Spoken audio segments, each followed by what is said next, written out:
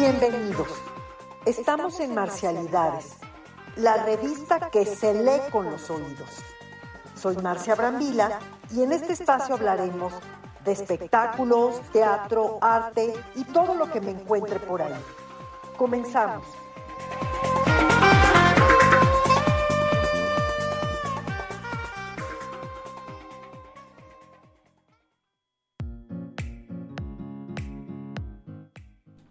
Hola, soy Marcia Brambila. Estamos en Marcialidades, un lunes más lleno de información, de recomendaciones de diferentes tipos. No nada más hablamos de música, de teatro, de museos. Y lo primero que quiero que hagamos es que, sobre todo ahorita que hay varios que están en vacaciones, algunos todavía andan fuera, digo qué suerte, y lo primero es que caminemos por la ciudad con esas recomendaciones increíbles que nos da Alberto Hernández en su México Secreto Guiado. ¿Cómo estás, Alberto? Hola, Marcia, bien, gracias. Espero que todos ustedes también se encuentren muy bien. Y para platicarte el día de hoy de algo muy singular, algo diferente a lo que normalmente hacemos caminando por la ciudad. Efectivamente vamos a caminar por la ciudad, pero ahora vamos a caminar por el subsuelo de la ciudad. ¿A qué me refiero? Estamos acostumbrados a movernos por la ciudad, en transporte, en nuestros automóviles, en camiones, peceros, no sé, lo que sea, y vemos cada determinados puntos donde se encuentran las estaciones del metro, del sistema colectivo metro. Estos vagones de ferrocarril que andan por el subsuelo moviéndose y transportando millones y millones de personas por toda la ciudad.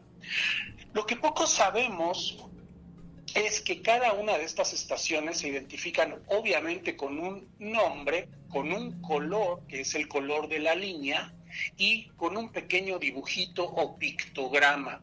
Estos pictogramas son representaciones de algo importante con respecto a cada una de las estaciones del metro.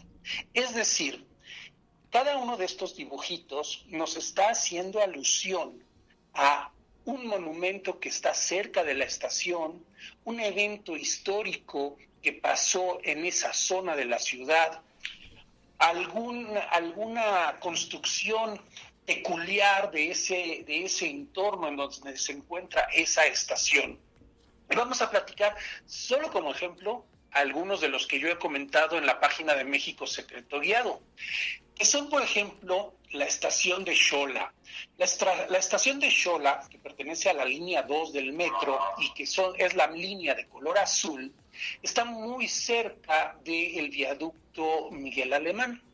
Esta estación tiene como logotipo una pequeña palmera. De entrada, ¿qué cosa significa Xola? Este nombre de Xola nos está hablando de la familia que era la dueña de la propiedad donde se encuentra esta estación. La estación de Xola está cerca de lo que es la colonia Narvarte, la colonia Nápoles, y los dueños de estas tierras se apellidaban Sola. Con el paso del tiempo, la gente, por usos, por costumbres, por tradición, fue cambiando el nombre y le empezó a decir, en vez de Sola, Xola, con CH. Al final, ya por cosas del destino, se decidió que se le quitara la CH y se pusiera una X, como si fuera una palabra en náhuatl. Y desde entonces, a la zona se le conoce como Xola. Sin embargo, pues no empezó de esa forma. Ahora, ¿por qué la palmera? Porque cuando se estaba construyendo la línea del metro, en donde estaba proyectado construir la estación del metro Xola, había una antigua casa de la cual el antiguo propietario trajo una palmera desde Guadalajara, la plantó en su propiedad y la palmera con el paso del tiempo creció altísimo. Al momento de que tenían que hacer la estación ahí, hubo que derribar la palmera, cosa que le costó mucho trabajo a los ingenieros que estaban construyendo la línea del metro, y por eso decidieron que en honor a la palmera, que no quería irse del lugar donde había sido plantada, la estación se iba a llamar Xola y el logotipo o pictograma iba a ser esta palmera. Ahora, no solamente existen ese tipo de cuestiones. Vamos a hablar, por ejemplo, también de la línea azul, la estación Metro Villa de Cortés. La estación de Metro Villa de Cortés tiene de logotipo un pequeño casco. ¿Por qué es este casco? Este casco nos habla precisamente de los conquistadores españoles y se llama Estación Villa de Cortés porque en ese punto fue un punto donde Hernán Cortés, cuando iba camino hacia entrar a Tenochtitlán, sobre lo que era la antigua calzada de Iztapalapa, que con el paso del tiempo se le cambia el nombre y se le pone calzada de Tlalpan, hizo un pequeño descanso.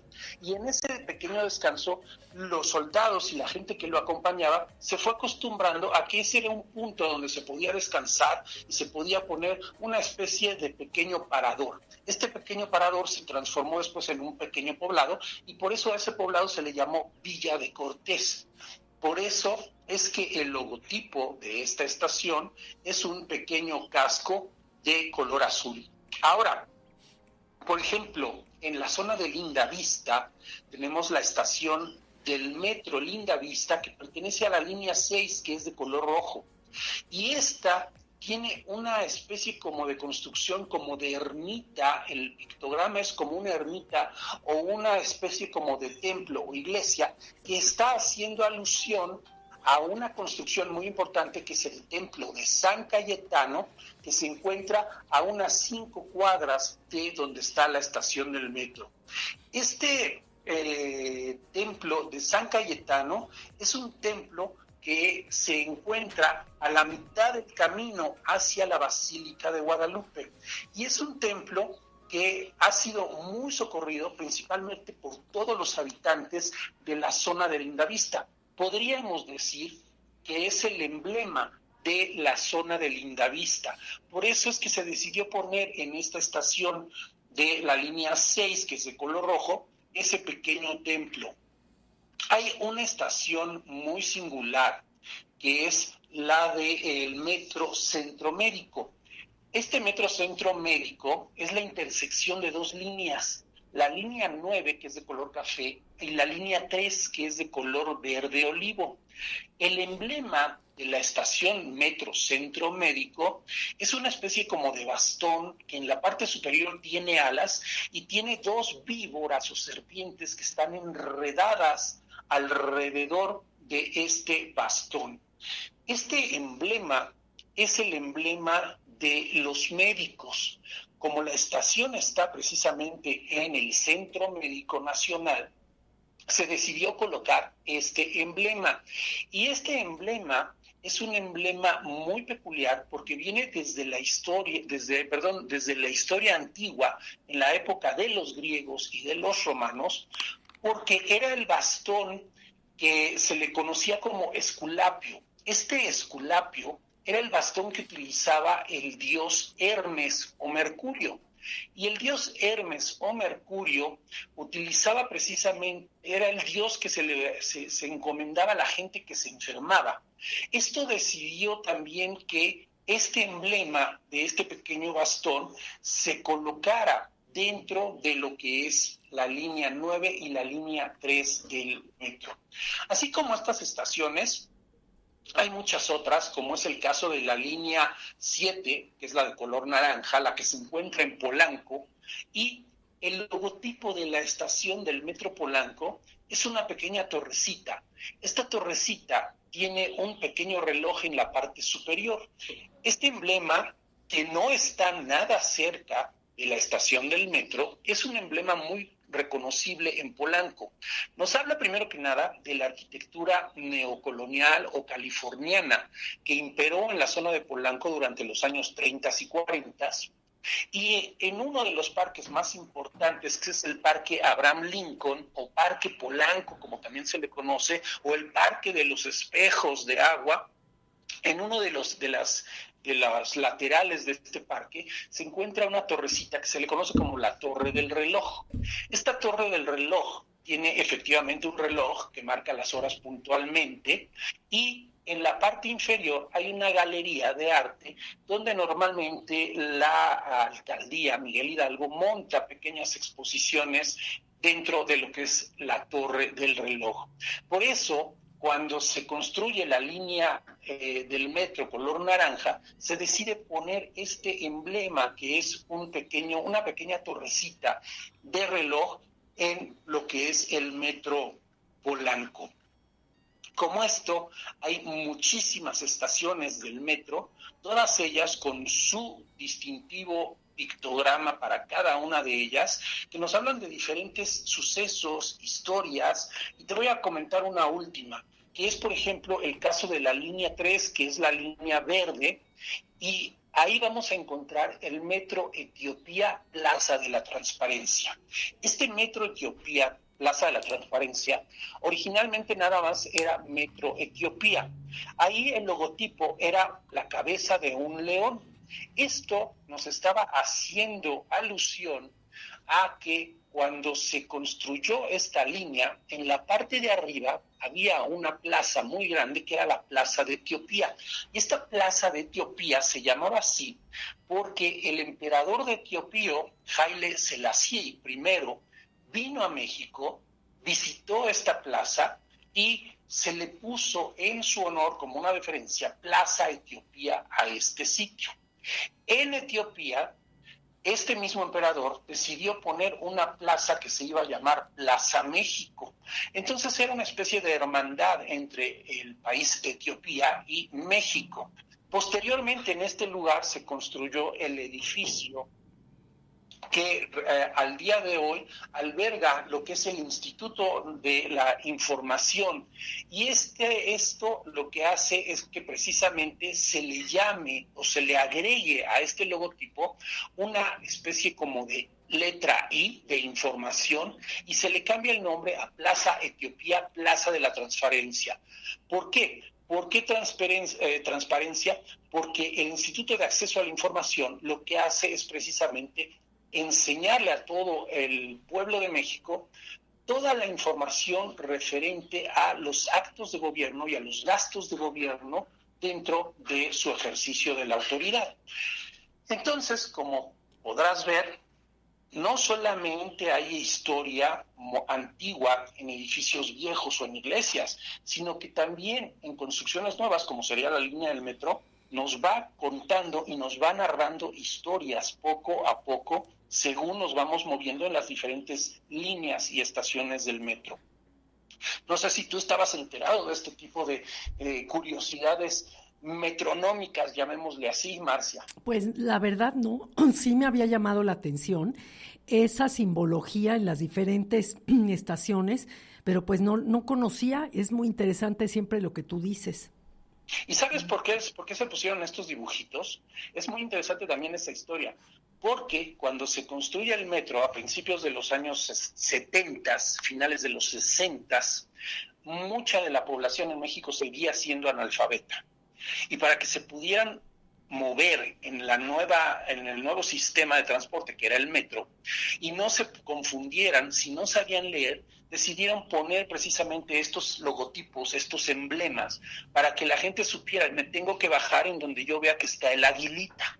Y de esta forma la gente no se perdía y podía moverse. Solamente en México, en esa época, era la única línea del metro que tenía este tipo de dibujitos. Con el paso del tiempo se empezó a hacer muy popular a nivel mundial porque vieron los beneficios de este tipo de actividades. Y principalmente, por ejemplo, las estaciones del metro en China, que es un país en el cual el idioma pues no nos facilita mucho las cosas, decidieron también poner este tipo de emblemas, sobre todo por la accesibilidad para los turistas y para la gente que llega de visita a lo que es China.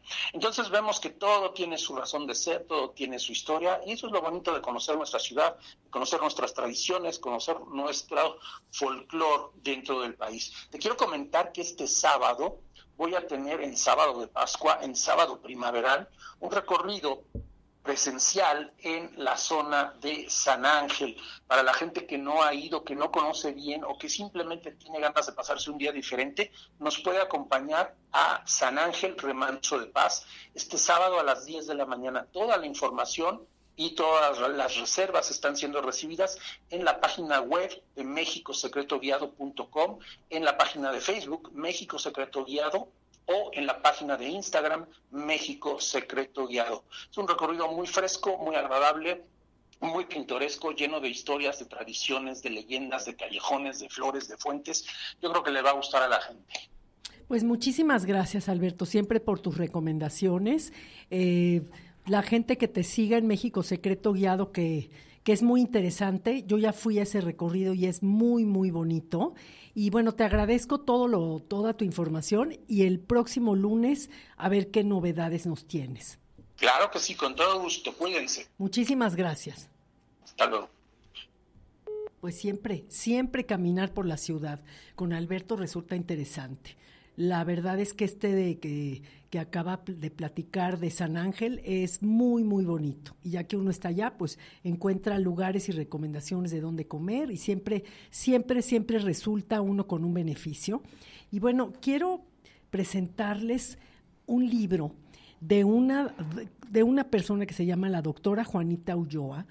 Ella es cantante de ópera y además de maestra y es investigadora y se dedicó a hacer su libro que es sobre el mariachi mexicano y me gustaría que escucháramos porque es interesante. Ella vive en Estados Unidos, le gusta muchísimo México, van a oír que ella dice que se siente más mexicana que americana porque le gustan nuestras tradiciones, nuestros folclores, especialmente el mariachi. Vamos a escucharlo. Estamos con la doctora Juanita Ulloa, autora del libro The Mariachi's Voice. Buenas tardes, ¿cómo estás, Juanita? Muy bien, gracias, Marcia. Un placer estar contigo y estar con México a través de tu programa, especialmente tomando en cuenta el tema de este libro nuevo. Claro. Está muy interesante, ya tuve oportunidad de revisarlo y te quiero hacer algunas preguntas. Por ejemplo, ¿cómo llegaste a cantar y promover la música vocal mexicana siendo tú americana?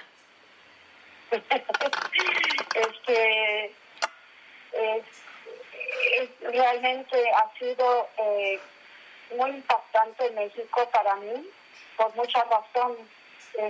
Aunque soy de origen norteamericano, mi familia vivió primero en Panamá cuando era muy, muy pequeña y de ahí nos mudamos a DF cuando tenía 7 años.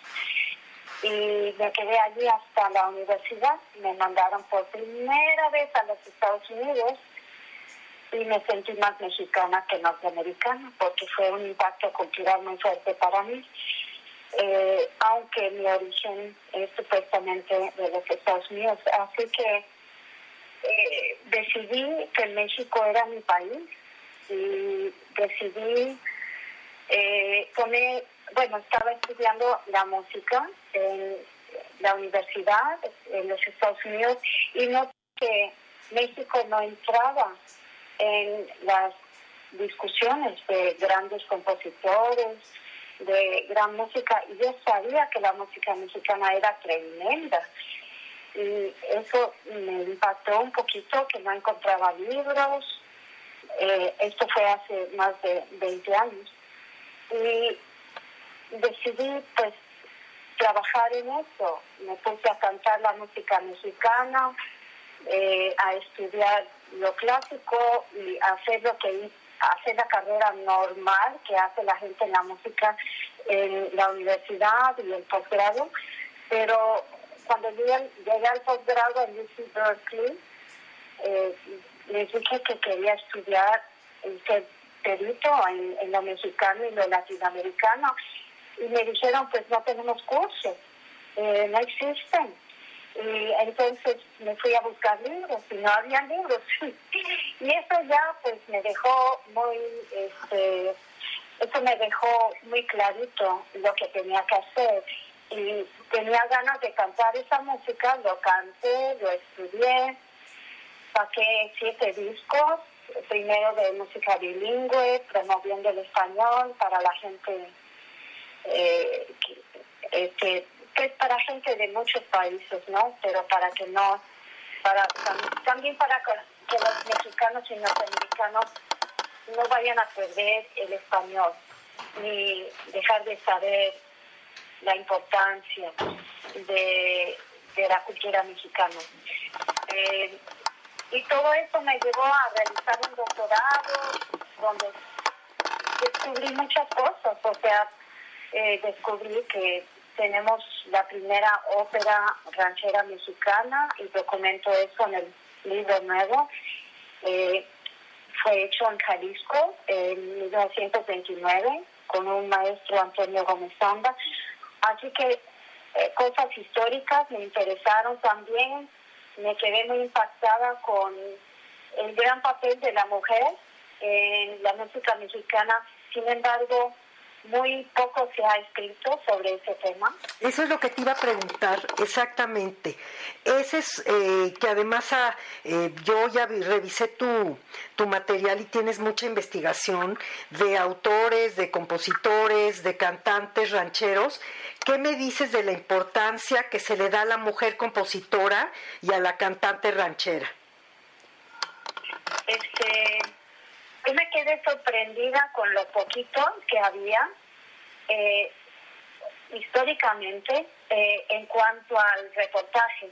Y cuando me puse a escuchar, por ejemplo, la música de Elena Sandoval o de Lola Flores cantando rancheras, aunque es de origen española, o bueno, sí, me di cuenta de que sí había mucha calidad, pero poco reportaje. Hasta la palabra en inglés de historia es history, ¿no? His story, su cuento. Y his es masculino, her story. Así que me puse a pensar, bueno, parece que son hombres usando a sus ídolos y reportando sobre lo que más les interesa. Y si la mujer no se pone las pilas a anotar y documentar lo que le interesa, no vamos a poder seguir la pista de la contribución de la mujer en toda la música mexicana, aparte de lo ranchero. En lo ranchero en particular ha habido 2 o 3 puntos importantes. Uno es que sí se ha documentado que se daban más papeles en el cine musical, o sea, en la época de Negrete y el gran siglo de oro, ¿no? de la música ranchera dentro del cine. Y se sabe, ¿no?, de que Negrete y Vargas y Solís vino después, pero eso se documenta fácilmente Miguel Aceves Mejía.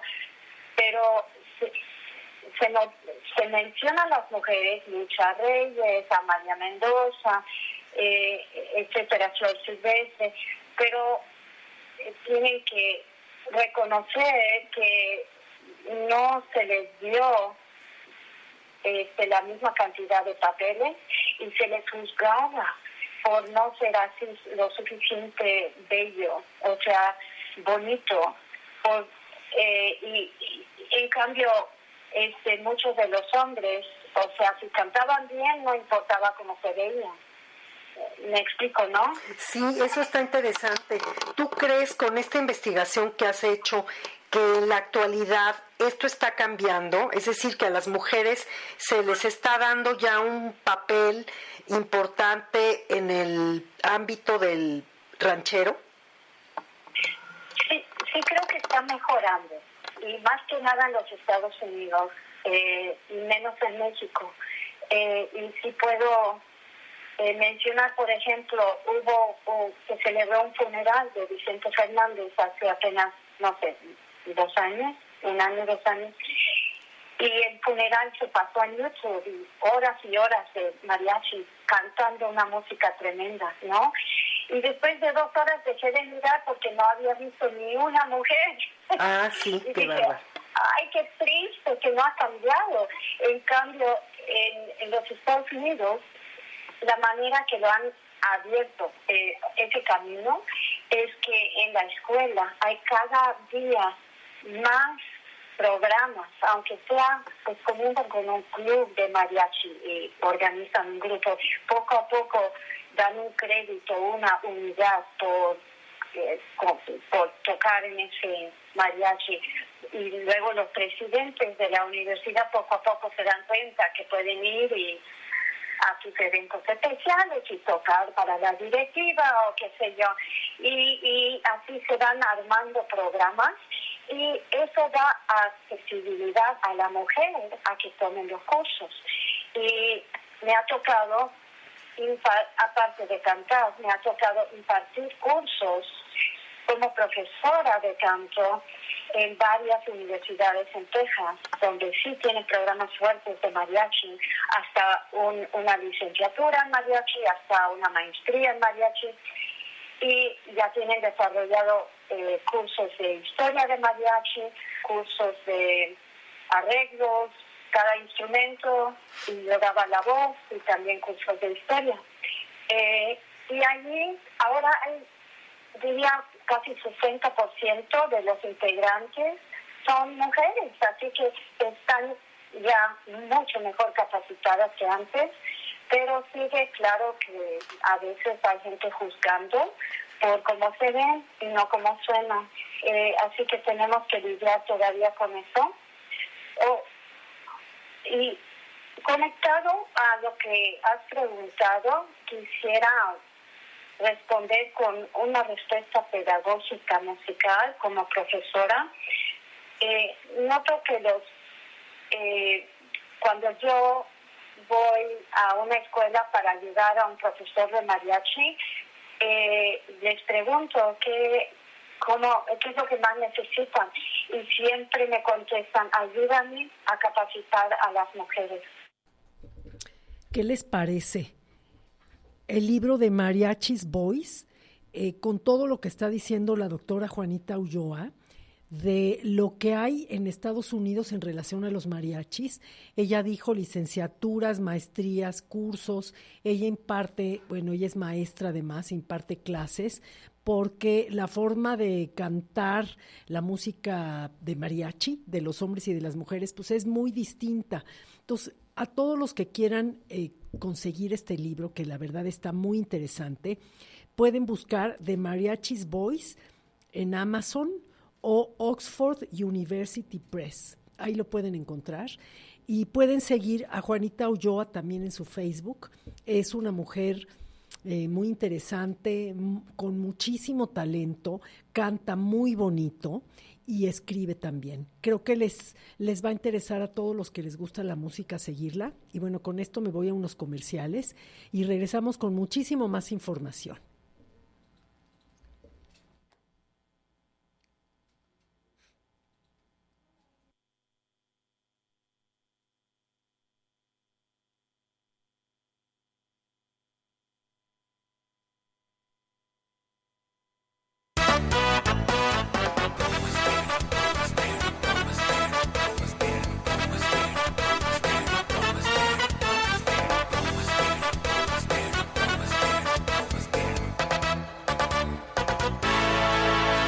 Por la radio, por la tele, por tu iPad celular o algún dispositivo que te llegues a encontrar. Solo busca Promo Estéreo por venir, porque a buscar el programa que tú quieras, aquí lo vas a encontrar. Invitados, bailarines, hay cantantes, mucho más. De deportes, de comida, mil consejos te darán. Aquí llamas y te atienden, humorismo encontrarás. Expresión con libertad, la pasión no faltará. Promo Estéreo, Orbe Network. Promo Estéreo, Orbe Network.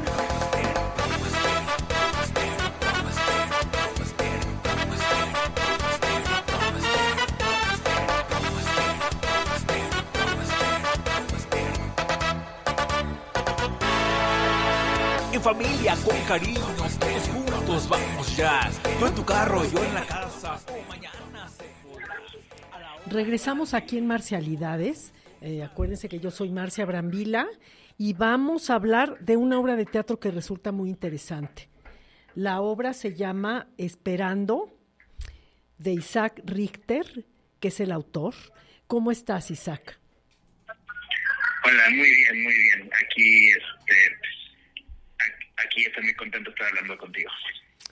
Pues mire, quisiera que habláramos de esta obra Esperando. Me parece que tiene una trama interesante. Esta trama donde dos personas se conocen en una situación complicada, ¿no? Con sus familiares en terapia intensiva. Y ahí es donde empieza esta relación. A ver, cuéntame, ¿cómo armaste esta historia o qué tiene de fondo todo esto? Pues, de hecho, sí, esta fue una idea que se me ocurrió cuando a mi papá lo habían acabado de operar y estaba en terapia intensiva, y pues sí, pasé varios días ahí con mi familia esperando noticias, pasando tiempo ahí y viendo familiares de diferentes personas cómo se relacionaban, y me gustó esta idea de conocer a alguien ahí y ver qué clases de interacción tendría alguien en un lugar como ese. Incluso qué tal si alguien conociera a la persona con quien más se conecta en esa situación. Entonces, la idea surgió de ahí. Claro, es que además me parece que en este lugar, en terapia intensiva, es donde estamos hasta más preocupados, más vulnerables, más sensibles. Podemos ser mucho más naturales, digamos, podemos abrir nuestra preocupación, nuestro corazón a los extraños también. Sí, por supuesto. Y aparte, es un lugar donde de cierta forma le estás poniendo una pausa a tu vida, y a mí me interesa mucho lo que le sucede a las personas cuando pausa por alguna situación externa. Claro, y en esta situación, de alguna manera en los hospitales, hay una conversación de tu vida, qué has hecho, qué haces, para dónde vas, y también de la muerte, ¿no? Porque siempre está presente cuando estás en terapia intensiva esperando a alguien. Sí, por supuesto, y sí, uno acaba incluso enfrentando su propia mortalidad, pero también uno va enfrentando su relación con las personas que tiene y este miedo de perderlos. O sea, uno a veces no se da cuenta de que puede perder a sus seres queridos en cualquier momento hasta que surge la amenaza. Claro. Y a ver, cuéntame de esta obra Esperando. Ya vi que tienen varios personajes. ¿Cómo es? Y tienen música. A ver, cuéntame, porque parecería que lo que estamos hablando es muy reflexivo. Y además con música todavía nos entra más como por los sentidos, ¿no? Nos va a sensibilizar. Sí, o sea, como está estructurada la obra es que son 7 días, y son 7 días en los que mis dos personajes principales se encuentran en esa sala, y es como va evolucionando su relación, cómo empiezan sus primeros encuentros, cómo se van atreviendo a conectarse el uno con el otro, las cosas que hacen para matar el tiempo, e incluso pues cómo se tienen que acompañar cuando les caen los 20 de la realidad de lo que los tiene ahí. Y sí, o sea, son 2 personajes principales, pero tengo otros 3 personajes que habitan el mundo. La chica tiene un hermano, hay una enfermera que ve todo lo que está pasando, también hay una señora de la tercera edad que por huir de la situación en la que está pasando su marido, pues está buscando qué está sucediendo en ese lugar. Ahí ahí es donde le doy como un toque más de comedia. Y sí, o sea, el tono de la obra es una mezcla entre comedia y drama, porque pues a través de las situaciones que suceden ahí, pues es donde lo abordo un poquito como una comedia romántica, pero eventualmente pues cae la realidad de por qué están ahí, y la posibilidad es muy muy contundente de que pues habrá una muerte. Claro, tú como escritor diseñas tu obra, ¿no? Investigas, diseñas, creas los personajes, les das voz a través de los textos. ¿Qué sucede cuando ya la ves montada la obra? ¿Le vas haciendo ajustes o qué piensas? ¿Se mejora o quisieras ver tu idea tal cual? Es que un texto de una obra no es la obra como tal, porque para hacer una obra pues entran otras voces, entran las voces de los actores, entran las voces de la directora. En el caso de esta obra, la directora es Aleida Gallardo, y ella ha reinterpretado esta obra ya de 2 veces diferentes, porque esta es la segunda vez que la montamos ella y yo, y entonces para mí eso es muy emocionante, porque puedo escuchar mi texto, ver la historia que yo creé en el escenario, pero también sorprenderme con cómo las personas que la están contando, que no soy yo, lo interpretan, o qué otros significados le encuentran ellos. Y eso incluso lo puedo ver en los procesos de ensayos. O sea, quizás estar interpretando una frase que yo escribí de una manera que no fue mi intención, o un actor está interpretando un personaje de una manera que yo nunca me imaginé, y eso le da otra vida a la obra, y es una vida muy emocionante. Claro, y además otra cosa, el público. Cuando el público lo está viendo, además tienes la oportunidad de ver su reacción, mirarlos, si están conmovidos, si se sienten reflejados, inclusive pueden llorar o pueden reír en algún momento, como dices, de la comedia. Y esto te hace a ti una experiencia mucho más completa como autor. Sí, y también ahí es donde te puedes dar cuenta de qué funciona y a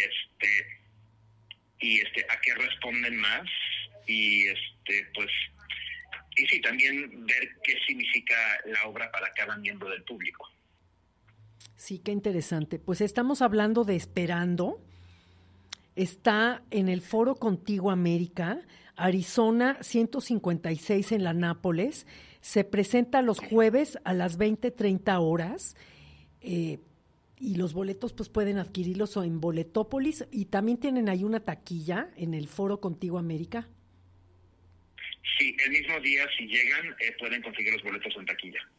¿A quién se la recomendamos? Gente joven, gente mayor, ¿qué te gusta? ¿Qué te gusta? O más bien, ¿qué le ha gustado más al público que te visita? Pues yo quiero recomendarle esta obra a todo público. Sí, es una obra que toca temas a los que creo que cualquiera se puede identificar. No sé, yo diría que es una obra para adolescentes en adelante. Pero sí, o sea, es una obra que trata temas de lo que es la vida, de lo que es o sea, de lo que puede ser la juventud, lo que puede ser ese momento en la vida cuando estás dándote cuenta que tus papás te necesitan, e incluso lo que puede ser estar llegando al final de tu vida. Entonces, de los públicos que la han visto, yo he visto gente conmoverse de todas las edades. Entonces yo se la quiero recomendar a cualquiera que le guste el teatro, y a cualquiera que quiera experimentar una historia en la que de cierta forma podría verse reflejado. Claro, importante decir que es solamente jueves de este mes de abril a las 20:30 horas. Creo que Esperando es una obra que necesitamos ver, estemos o no en una situación como la que estamos hablando ahorita de a lo mejor momentos de vida difíciles. Creo que es una obra que nos deja aprendizaje, y Esperando es de las obras que en este mes de abril tenemos que aprovechar. Pues te agradezco mucho, Isaac Richter, que hayas platicado con nosotros, y estaremos dándonos una vuelta por Esperando y disfrutando de la obra, que pues es muy interesante. Muchísimas gracias, muchas gracias. Yo espero con ansias verlos por allá. Yo voy a todas las funciones, entonces espero con ansias verlos por allá. Por allá te saludaremos, pues. Muchísimas gracias. Gracias, hasta luego. Gracias. Hasta luego. Pues esto es esperando. Pueden darse cuenta que en el teatro hay obras para todos. Literalmente hay categorías y precios. Por ejemplo, Esperando cuesta 300 pesos. Está en el Foro Contigo América, ahí en la Nápoles. Entonces, la mayoría de los teatros creo están en el sur. La gente que vive en el sur le quedan bastante cerca, porque hay muchísimos, pero también hay muchas obras que lo que quieren es que varias personas de diferentes áreas disfruten y se van a las Torres, por ejemplo. Hay algunos en Polanco. Vamos, hay diferentes teatros y foros para los que somos teatrófilos de corazón, y los que no son, les falta, tienen que conocer. Bueno, fíjense que la semana antepasada les platiqué, o más bien se los puse en mis redes sociales, sobre una nueva exposición del Museo Jumex que se llama Damien Hirst, que es un británico, es un artista británico contemporáneo muy interesante. Y tuve la oportunidad de hablar con la persona que se encarga del área educativa, y quiero que lo escuchemos para que se interesen más. El Museo Jumex está ahí donde está Carso, en lo que le llaman Nuevo Polanco, en Cervantes Saavedra. A ver, vamos a escuchar, a ver qué nos platican de la exposición. ¿Qué haces aquí en el Museo? Claro, mi nombre es Rodrigo Cabral Rocco y soy auxiliar del área de educación y de fomento del Museo Jumex. Y pues bueno, estamos ahorita en la exposición de Damien Hirst, Vivir para siempre por un momento, que es una exposición que reúne pues mucho trabajo de este artista. Tenemos piezas desde 1986 hasta pues más o menos principios de los 2000, que es este momento de producción muy importante para él. Que pues bueno, Damien Hirst, hay que recordar que es un artista británico. Él nace en 1965, es un artista que es muy importante dentro de la historia del arte universal, pero sobre todo de este territorio que es el Reino Unido, porque él pertenece a una generación llamada los jóvenes artistas británicos. Ellos son quienes empiezan a romper las normas artísticas que existían dentro de estos contextos,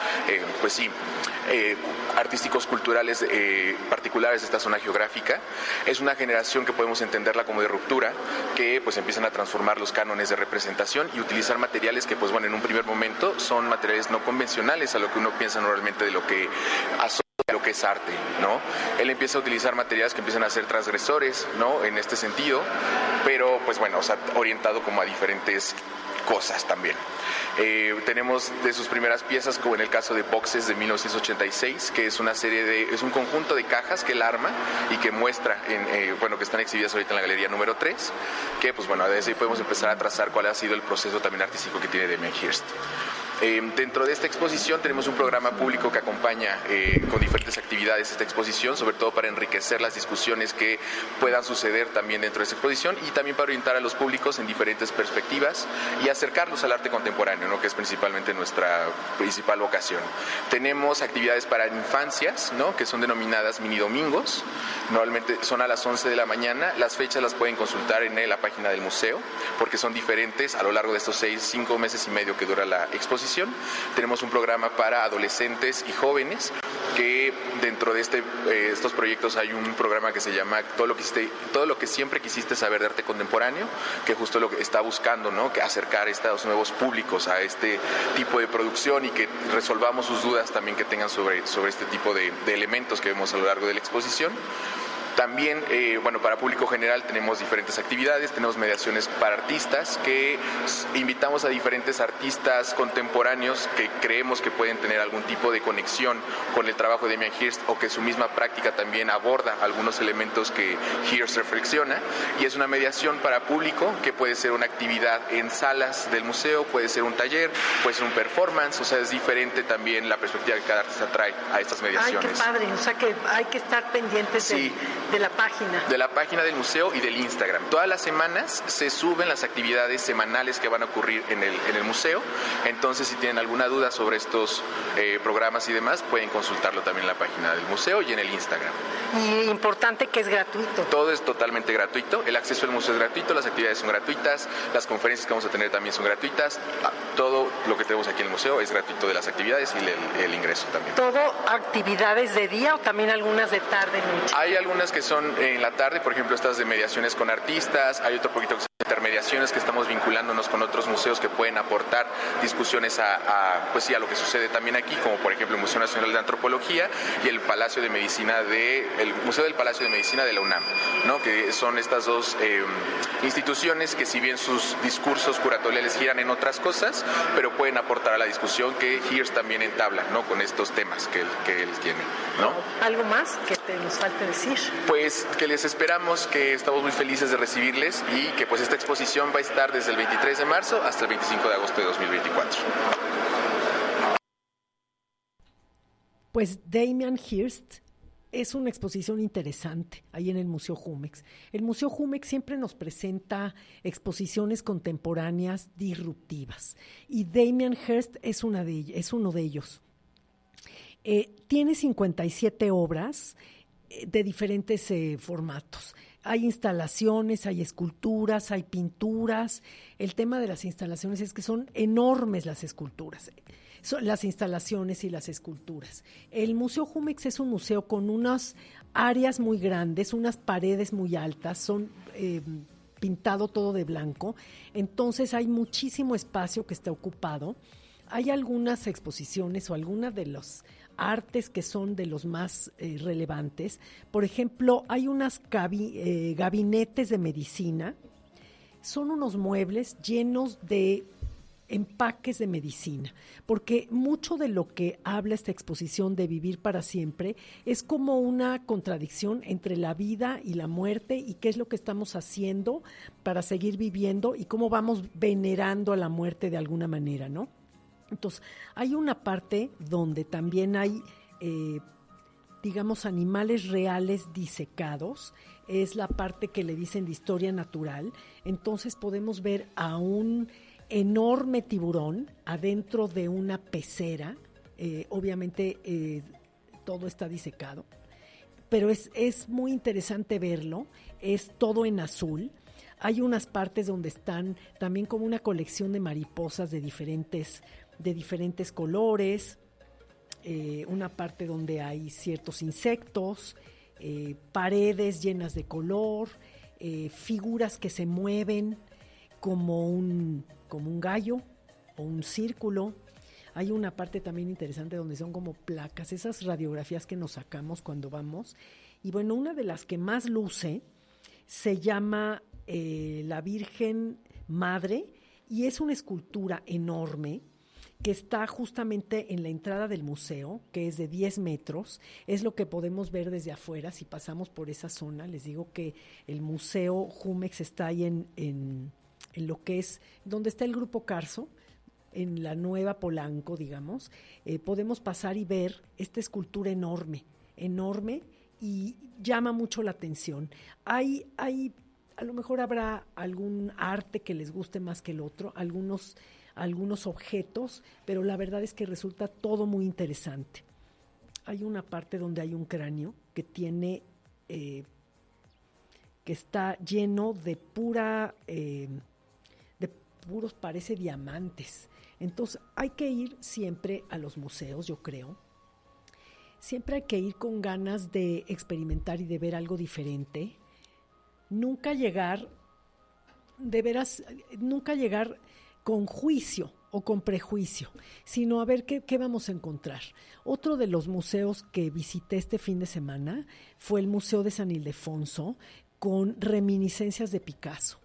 Son varios de los autores de diferentes temporadas que están haciendo obras parecidas o alusivas a las obras de Picasso. Realmente resulta interesante, porque obviamente cada uno de los pintores pues le da su toque y le da su diferencia, ¿no? Hay varias cosas que quiero recomendarles y que sobre todo que me sigan en mis redes sociales. Estoy como Marcia Brambila o Marcia Brambila S. Y pueden seguirme en Instagram, en Twitter, en Facebook, en YouTube, obviamente en TikTok. Y en todas ellas les voy poniendo, por ejemplo, no les he puesto creo que nada del Museo Jumex, pero sí les puse algo maravilloso que vi el fin de semana, y fue el Ballet Folclórico de Amalia Hernández, que se fue al Teatro Ángela Peralta, ahí en Polanco, y nos dio más de una hora de un espectáculo maravilloso. El Ballet Folclórico de Amalia Hernández son de esos que son imperdibles, no nada más para todos los extranjeros que nos visitan, sino también para todos los mexicanos, que además somos orgullosamente mexicanos, como yo comprenderé. Es un ballet que además es muy estudiado, de cada una de las regiones, no nada más lo que son los bailes originales con todos los movimientos, lo que es el vestuario, los intérpretes son muy bien elegidos, podemos ver que son pues bastante iguales de tamaño, de tipo de cuerpo, son muy profesionales, son de las cosas que debemos ver. Si ustedes me siguen en mi Instagram van a ver escenas de todo esto que les estoy diciendo, que son realmente muy buenas, y así quiero que sean parte de mi comunidad, que me recomienden qué es lo que podemos ver o qué les gustaría de lo que yo hablara. Ya saben que aquí hablamos de todo, y como dice el eslogan, y lo que me encuentre por ahí, y siempre me encuentro cosas muy interesantes, o sea que pueden aportar. Síganme en mis redes, manifiéstense, que tengan un bonito lunes. Hace mucho calor, pero bueno, pues mejor calor que estar con frío. Es un bonito clima. Esta ciudad se pone muy bonita con todas las jacarandas que vemos en Reforma y en todos lados. Disfruten, aprovechen que es un empiezo, no nada más de mes, sino empiezo de semana para todos esos proyectos interesantes que tienen. Es el momento. Si no han empezado, nada más les digo que estamos en abril. Entonces ya fue hora. Bueno, pues soy Marcia Brambila, esto es Marcialidades, y los espero el próximo lunes a esta misma hora.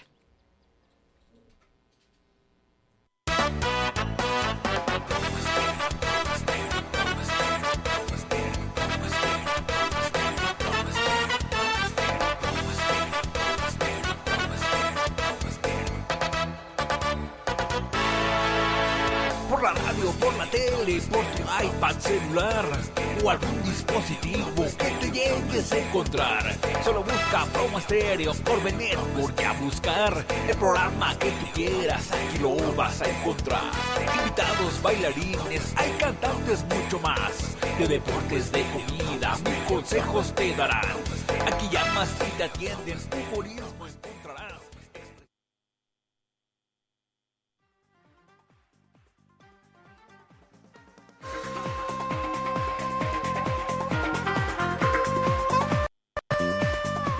Esto fue Marcialidades. Los esperamos el próximo lunes a las 3 de la tarde en esta misma frecuencia.